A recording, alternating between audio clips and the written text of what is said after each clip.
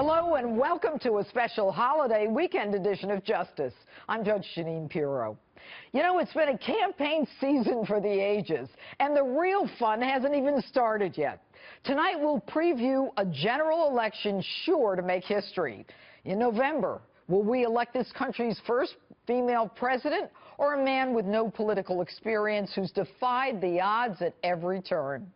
Joining me now to look ahead to this historic matchup is a man who knows a thing or two about Washington, D.C., former Republican Speaker of the House and Fox News contributor Newt Gingrich. All right, good evening, Mr. Speaker. We're thrilled to have you on, Justice, and so I'm going to get right to it. You know, as we inch closer to the election, it seems that all of the givens from almost a year ago are upside down. Hillary was going to be coronated and Donald Trump was just dabbling. And now we've got Donald Trump before, as he says he's even started, beating Hillary. What do you attribute this to? Well, I think a couple of things. Partly personality. Trump has turned out to be an amazingly entertaining national figure who has people absolutely mesmerized watching him, and he's making points that lots of people agree with. It turns out Hillary's a really bad candidate who is sort of boring and who doesn't communicate authenticity the way Trump does.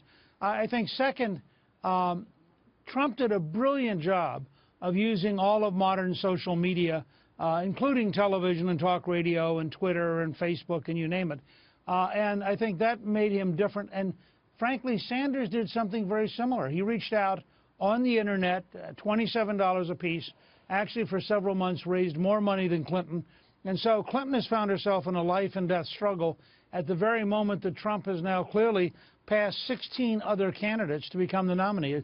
It is not at all the year any of us would have guessed a year ago. And, you know, based on what you said, Mr. Speaker, I mean, this is almost a new era in politics where you've got both of these candidates not going the traditional media market and political ads and all that, but just tweeting things out. And Donald Trump, when you think about it, I mean, the man he doesn't sleep, I'm convinced of it, but he is tweeting and he is constantly on the phone. He's got the control room numbers of most of the stations. Hillary, on the other hand, I have this visual of her in the beginning of the campaign where she was marching and they roped off the reporters from her. I mean, isn't she just a personification of the old school politics? Well, she is, and she has a number of really bad habits. First of all, she's way overstaffed. You know, Trump is his own instant response person. Yeah. He's able to be fast, nimble, he learns, and he's constantly in motion. She has lots of people around her. I think they have 10 times as big an organization as Trump does. Trump may have won the nomination for less money than anybody in modern times. I mean, his ability to use earned media and social media has been, as you pointed out correctly, literally historic and potentially changes the game. There's also another problem. Even when she tries to be authentic, Hillary just can't pull it off. I mean, when they said, oh, let's be authentic, we'll go use the subway in New York. Well, it was embarrassing. I mean, you want to say, come on, guys. Yeah. Have her do something she's used to doing, like sitting in the back of a limousine surrounded by the Secret Service.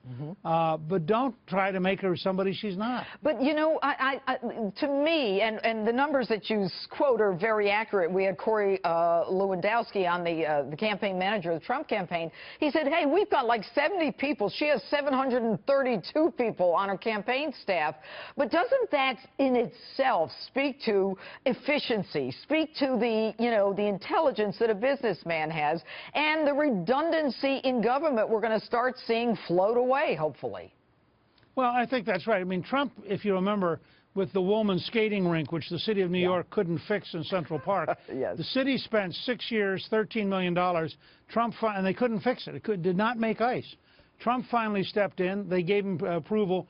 In 3 months, for $2.5 million, he fixed something which the city had thrown away $13 million in 6 years.